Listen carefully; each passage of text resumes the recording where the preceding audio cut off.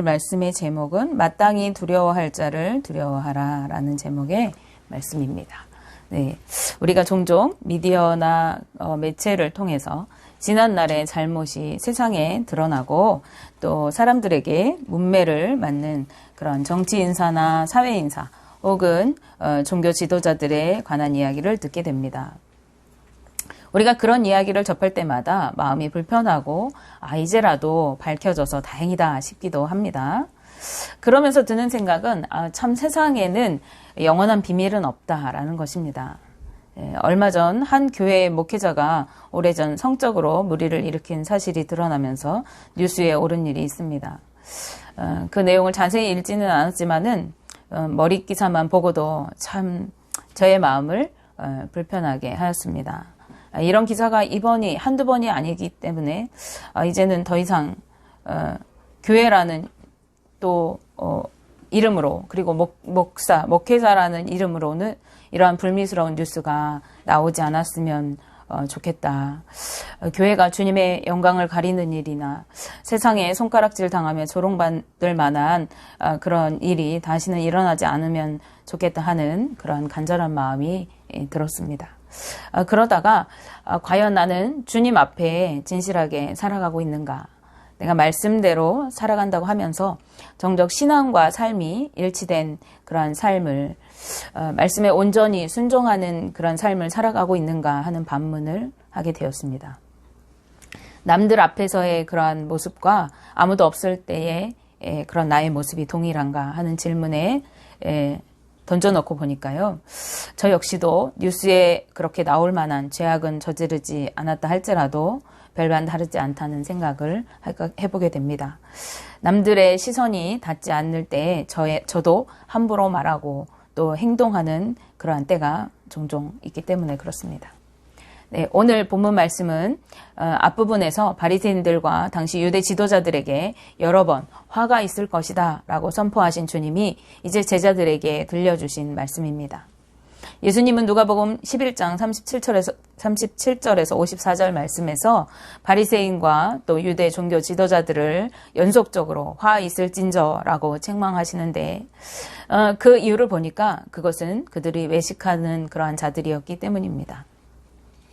외식이라는 말을 한마디로 말하면 겉과 속이 다른 것을 말합니다. 그들은 사람들이 보기에 가장 경건하고 그리고 고상한 자들로 신앙심이 깊은 완벽한 믿음의 사람들인 것처럼 여겨졌습니다. 그들은 율법의 요구를 지키며 거룩하고 경건하게 살려고 힘쓰는 자들이었고 예배 생활도 철저히 지키는 사람들이었습니다. 안식일이 되면은 안식일마다 그들은 주님 앞으로 예배를 드리기 위해 나왔고 그리고 자주 금식하며 열심히 기도하였습니다. 누구보다 헌금도 많이 하면서 헌금 생활도 열심히 했습니다. 그러니까 사람들이 보기에 그들은 거룩하고 그리고 경건한 자들로 존경받는 그런 위치에 있는 사람들이었습니다. 그러나 그러한 그들은 내면이 참된 경건이 결여된 사람들이었습니다. 오히려 내면으로는 교만하고 그리고 허영심과 탐욕이 가득한 그러한 사람들이었습니다. 이러한 그들의 이중 생활은 사람들에게 통했을지는 모르지만 사람의 겉모습이 아니라 그 중심을 보시는 주님께는 밝히 드러날 수밖에 없었습니다. 그러기에 예수님께서는 누가복음 11장 39절 말씀에서 이렇게 말씀하십니다. 주께서 이르시되 너희 바리새인은 지금 잔과 대접의 겉은 깨끗이 하나 너희 속에는 탐욕과 악독이 가득하도다. 아멘. 네, 이러한 종교 지도자들의 외식은 가장 사악한 형태의 죄가 됩니다. 그들은 스스로 하나님을 기만할 뿐만 아니라 자신의 영향력 아래에 있는 수많은 사람들의 영혼을 병들게 하고 또 죽기까지 하게 합니다. 그러기에 본문 말씀을 통해서 예수님은 제자들에게 바리새인들의 누룩, 곧 외식을 주의하라고 경고하고 계십니다. 누가복음 12장 1절 말씀을 함께 보시면 그동안에 무리 수만 명이 모여 서로 밟힐 만큼 되었더니 예수께서 먼저 제자들에게 말씀하여 이르시되 바리새인들의 누룩, 곧 외식을 주의하라. 아멘. 네, 수만 명의 사람들이 예수님 주변으로 몰려들어 왔습니다. 그리고 그곳에는 예수님께서 자신들을 책망하는 그러한 말씀을 듣고 반감을 가졌던 바리새인과 유대 종교 지도자들도 많이 있었을 것입니다. 그때 예수님은 제자들에게 바리새인들의 누룩, 즉 바리새인들의 외식함을 본받지 않도록 주의하라고 경고하고 계시는 것입니다. 예수님께서는 종교 지도자들의 외식을 누룩으로 표현하신 것입니다. 이러한 모습은 마치 누룩이 적은 누룩을 서말 가루에 넣었을 때 그 온 가루를 부풀게 하는 것과 같은 그러한 강력한 영향력을 끼치고 빠르게 번져가기 때문에 그렇습니다. 네, 한국 교회의 고질적인 병폐를 기독교인의 신앙과 삶의 불일치에 관한 문제라고 많은 사람들이 이야기합니다. 그런데 이것은 한국교회 지도자들의 문제라고 볼 수 있습니다. 왜냐하면 한국교회 목회자들이 말씀은 그럴듯하게 전하면서도 성도들에게 그에 걸맞는 삶을 보여주지 못했기 때문에 성도들이 신앙과 삶이 일치된 모습의 모델을 접하지 못했기 때문에 그렇습니다. 그러기에 교회에서 중직을 맡을수록 그리고 목회자 가까이에서 주의 일을 섬길수록 목회자에게 실망하는 성도들이 생겨나는 경우가 많이 있음을 우리는 보게 됩니다. 어느 위치의 지도자든지 그렇겠지만은 특히 종교 지도자는 자신이 끼치는 영향력에 대해서 생각해야 합니다. 스스로를 돌아보고 자신이 나쁜 누룩의 역할을 하고 있지는 않은지 살펴보아야 하고 그 책임감을 느껴야만 합니다. 그러기에 예수님은 그들을 늘 책망하시면서 스스로 경계하기를 바라셨습니다. 야고보서 3장 1절 말씀은 내 형제들아 너희는 선생된 우리가 더 큰 심판을 받을 줄 알고 선생이 많이 되지 말라라고 말씀하고 있습니다. 이 말씀의 뜻은 무엇입니까? 우리에게 선생이 되지 말라고 하시는 말씀일까요? 아니면 선생으로서 그 삶의 책임감을 가지라는 말씀이겠습니까? 우리 믿는 사람들은 모두가 누군가에게 영향력을 끼치며 살아가는 존재들입니다. 우리는 그러한 자신의 존재의식을 가지고 있어야 합니다. 그리고 스스로를 살피고 외식하는 모습이 없이 살아가야만 합니다. 왜냐하면 우리는 온 천하에 다니며 복음을 전해야 하는 사람들이기 때문입니다. 우리는 모든 족속을 제자로 삼고 말씀을 따라 살아가도록 해야 하는 사람들이기 때문입니다. 그러기에 우리가 먼저 말씀대로 살아가고 그 모습으로 나타내야 하는 것입니다. 그런데 우리가 외식하지 않고 살아가려면 우리가 어떻게 해야 하겠습니까? 우리는 영원히 감출 수 있는 비밀이 없다는 사실을 인식해야만 합니다. 이것은 외식을 피하는 좋은 방법이 되어집니다. 사람들은 환하고 밝은 곳에서는 감히 할 수도 없는 부끄러운 일을 어두운 곳에서는 스스럼 없이 담대하게 행하게 됩니다. 그 이유는 무엇입니까? 바로 남들이 보지 못하기 때문에 그렇습니다. 그래서 대부분의 범죄는 어두운 밤이나 캄캄한 밀실에서 은밀히 행해지는 경우가 많이 있습니다. 그 이유는 그 범죄를 저지르는 사람이 그 범죄가 감출 수 있다고 믿기 때문에 그렇습니다. 그러나 오늘 본문 말씀 누가복음 12장 2절 3절 말씀에서 예수님께서는 이렇게 말씀하고 계십니다. 감추인 것이 드러나지 않을 것이 없고 숨긴 것이 알려지지 않을 것이 없나니 이러므로 너희가 어두운 데서 말한 모든 것이 광명한 데서 들리고 너희가 골방에서 귀에 대고 말한 것이 지붕 위에서 전파되리라. 아멘. 네, 감추인 것이 드러나지 않을 것이 없다. 숨긴 것이 알려지지 않을 것이 없다라는 말은 당시 유대에 유행하던 어떤 우리로 말하면 속담 같은 그런 말이었다고 합니다. 다른 본문에서는 이 말이 다른 의미로 쓰였지만 여기에서는 너희의 그 감추어진 죄가 밝히 드러날 것이라 라는 뜻으로 쓰이게 되었습니다. 미국의 16대 대통령이었던 아브라함 링컨은 이런 말을 했다고 합니다. 모든 사람을 잠시 동안 속일 수 있고 혹은 몇몇 사람을 영원히 속일 수 있다. 그러나 모든 사람을 영원히 속일 수는 없다. 네, 영원히 드러나지 않을 진실은 없습니다. 서두에 말씀드린 것과 같이 우리는 언론 매체를 통해서 사회적으로 또 정치적으로 높은 위치에 있어 존경받던 지도층 인사들 그리고 종교 지도자들의 은밀한 비리가 밝혀지는 사례를 종종 접하게 되어집니다. 그들은 자신들이 저지른 비리와 죄악들이 영원히 드러나지 않을 것이라고 생각하며 완전 범죄를 꿈꿨을 것이지만 진실은 반드시 드러나게 되어져 있습니다.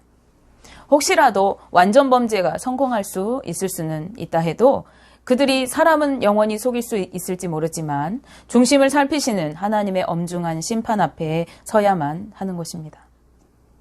네, 하나님께서는 단 1분 1초도 속일 수가 없는 그런 분이십니다. 전도서 12장 14절 말씀에 이렇게 말씀합니다. 하나님은 모든 행위와 모든 은밀한 일을 선악간에 심판하시리라. 아멘. 네, 혹시 여러분에게 비밀처럼 간직하고 있는 죄가 있습니까? 그렇다고 하면 하나님 앞에 지금 바로 고백하고 회개하시기 바랍니다. 그러면 미쁘고 의로우신 주님은 우리를 용서해 주시고 우리를 모든 불의에서 깨끗하게 해 주실 것입니다. 외식하는 사람들의 특징이 있습니다. 그들은 사람들의 시선을 의식하고 두려워한다는 것입니다. 네, 사람들의 눈에 보여지는 것에 많은 관심을 기울입니다. 그러나 우리가 두려워해야 할 대상은 사람들이 아니죠. 바로 하나님이십니다. 우리는 하나님을 두려워할 때에 사람에 대한 두려움을 이길 수가 있습니다. 누가복음 12장 4절에서 5절 말씀을 함께 보시면 내가 내 친구 너희에게 말하노니 몸을 죽이고 그 후에는 능히 더 못하는 자들을 두려워하지 말라. 마땅히 두려워할 자를 내가 너희에게 보이리니 곧 죽인 후에 또한 지옥에 던져넣는 권세 있는 그를 두려워하라. 내가 참으로 너희에게 이르노니 그를 두려워하라. 아멘. 네, 예수님께서는 자신에게 적대감을 가진 바리새인들이 이제 장차 예수님뿐만 아니라 제자들에게도 핍박과 위협을 가할 것을 예고하고 계신 것입니다.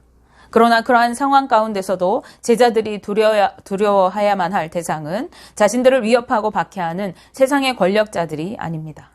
그들이 두려워해야 할 그러한 대상은 영원한 심판주이신 하나님이라고 말씀하고 계시는 것입니다. 네.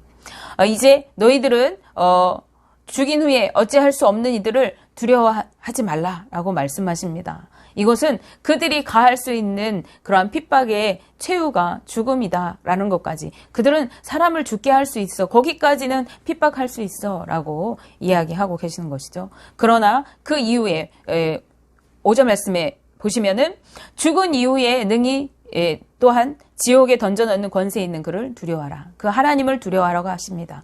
사람들은 우리를 죽게 할 수는 있어요. 그런데 우리 영혼을 어찌할 수 없습니다. 그런데 하나님은 영원한 심판으로 우리를 지옥에 던져넣을 권세가 있으신 분입니다. 예수님은 그 사실을 제자들에게 이야기하시면서 이제 세상에서 너희를 핍박하는 그들보다 더 크신 일을 바라보고 그들을 두려워하지 말라고 말씀하고 계시는 것입니다. 이사야 8장 12절 하반절부터 13절 말씀에 그들이 두려워하는 것을 너희는 두려워하지 말며 놀라지 말고 만군의 여호와 그를 너희가 거룩하다 하고 그를 너희가 두려워하며 무서워할 자로 삼으라 라고 이사야 선지자는 말씀하고 있습니다. 세상의 무서운 핍박을 우리가 극복할 수 있는 길은 마땅히 두려워할 분을 하나님이신 것을 바로 인식하는 것에 있습니다. 그러나 사람을 두려워하는 사람들은 하나님을 두려워하지 않습니다. 그들은 눈에 보이지 않는 하나님 대신에 사람들의 시선을 의식하기 때문에 그들의 시선에 늘 신경을 쓰게 되어집니다. 혹시라도 사람들에게 내가 안 좋은 모습으로 비춰지는 것이 두려워서 일부 사람들은 그것을 견디지 못하고 극단적인 선택을 하기도 합니다. 그런 사람을 두려워하는 마음은 하나님을 믿지 못하는 불신의 마음에서 기인한 것입니다. 그러기에 사람들의 시선이 닿지 않는 곳에서는 스스럼 없이 죄를 짓는 것을 두려워하지 않습니다.